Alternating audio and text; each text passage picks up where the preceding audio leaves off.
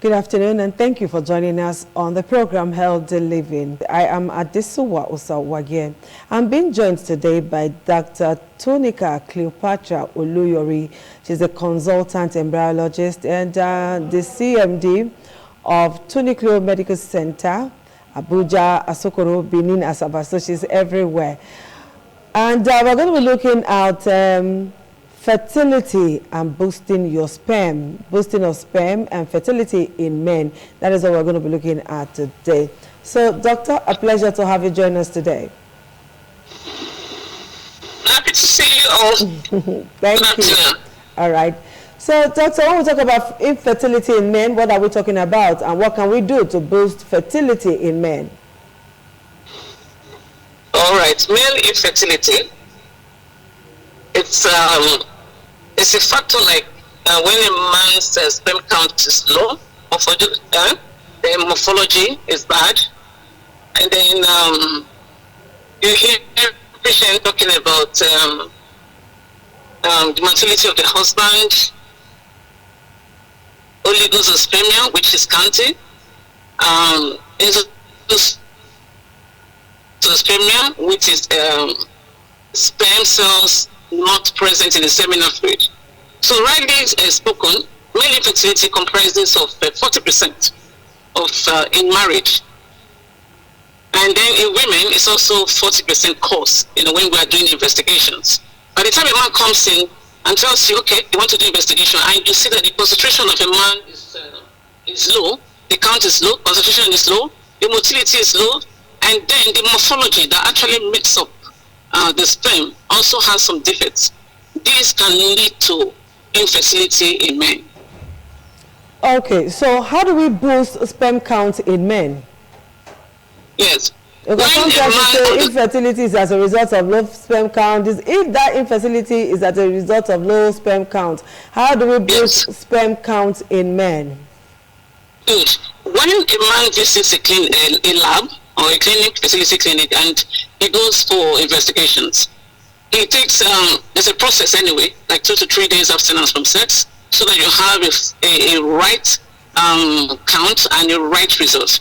What happens is this: when you do the analysis, when we say the semen, first of all, you look for the viscosity. That's where you see people saying that it's watery. Then you hear somebody says it's viscous, that is, it's thick. So that's where the watery and the thick sperm comes from.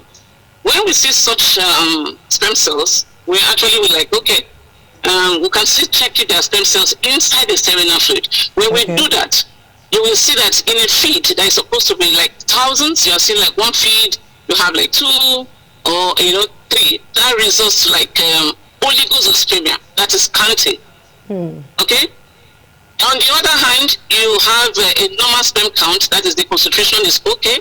And worldwide organization on health talks about you must have up to 15 to 20 million sperm cells to actually qualify you that you have normospermia, that is normal sperm count.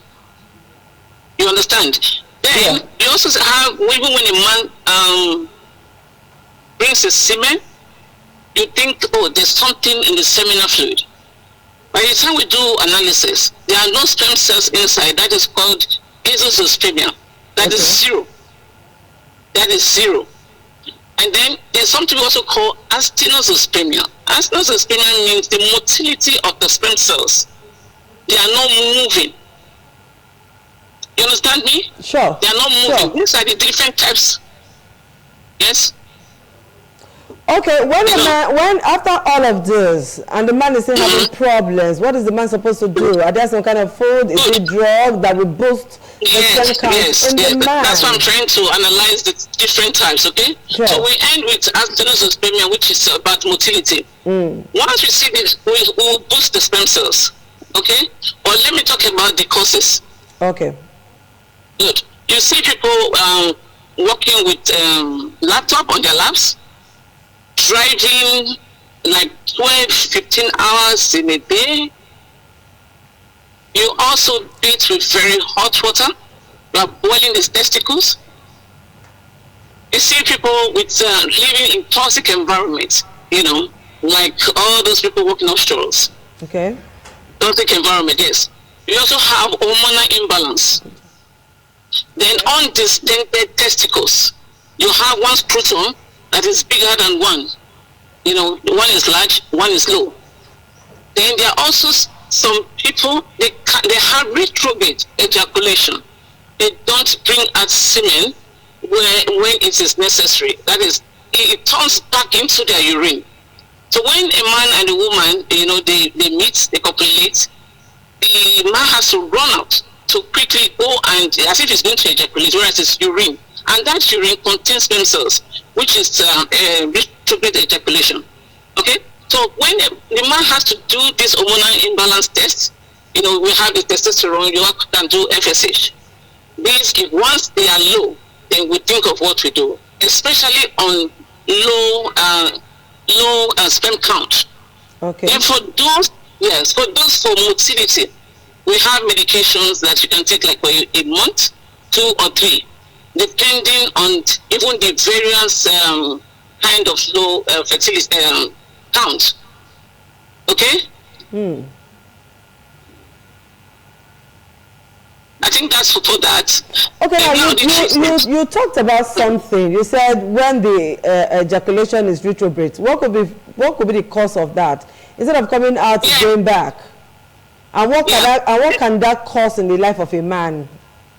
Oh, one, it cannot just pregnant the woman directly.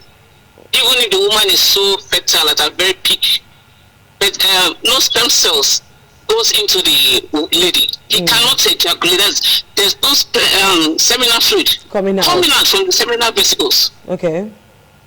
How can such a man be helped? Good. There's something we call TISA and PISA, testicular sperm aspiration. We have to go in, and then do a correction. But most of that is done by urologists. That is what we diagnose and then refer you to a urologist to make it get corrected. Okay. Yes, there's also herpes-spider and hypospider. That is herpes-spider. Yes. Okay.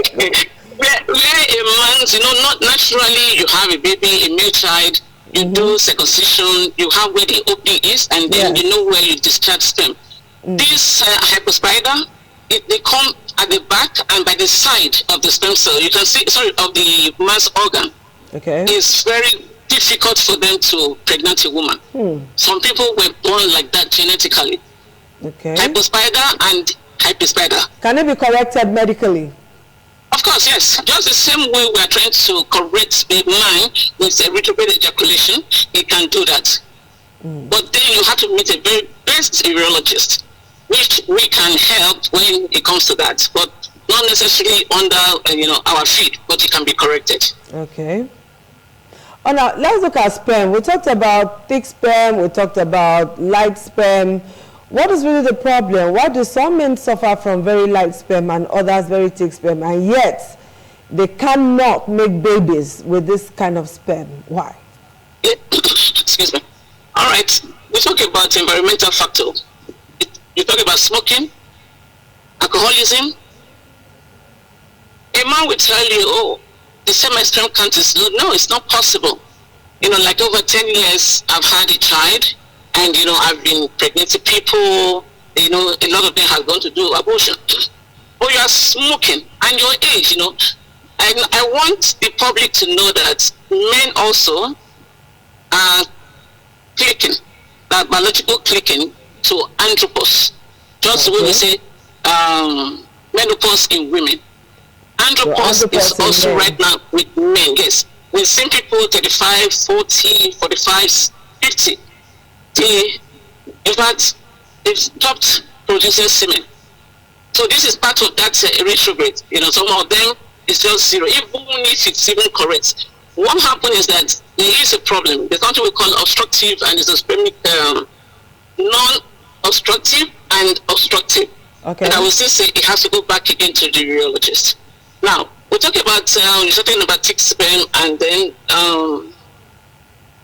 watery sperm. Sure. Watery sperm on its own, yes.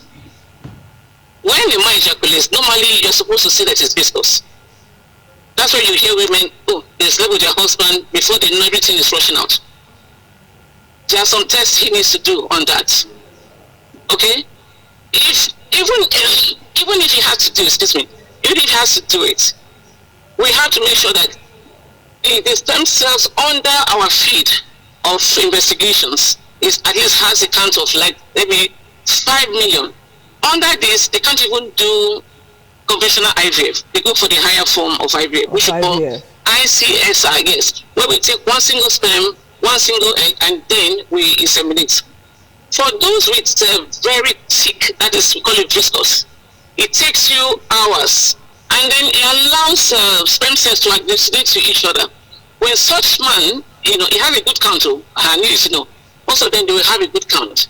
But once he ejaculates, for it to go back, like it, we analyze within 30-40 minutes. But these people with viscous sample takes you an hour plus, which makes most of the sperm cells to die off because they are all agglutinated in the man's system. Yes, he has a sperm count, but the viscosity has made them, like, before they will get to where the egg is, most of the sperm cells are dead. So what is the way forward for such a man now? What can this man do? What can be done for this man medically so that he will be able to at least fertilize an egg and bring forth children? There's a blood test you need to do on antigen antibodies. Okay. So when that test is done, yes, he will be treated on that part. Okay. We've seen patients, yes, in millions of stem cells, but and the wife at her very peak. But when he goes in, he stays there for a long time, no fertilization.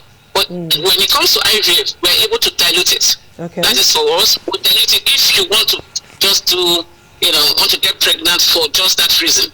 Yes, okay. We're able to wait, analyze, and so medically there is hope for such a man. Of course, very well. As long as the concentration is okay, then we are wonderful. We are good to go. Okay. So what is this other thing that man can do when it comes to food? We've talked about don't smoke, don't drink, don't put laptop on your lap, but it's got a laptop, somebody will want to argue on that.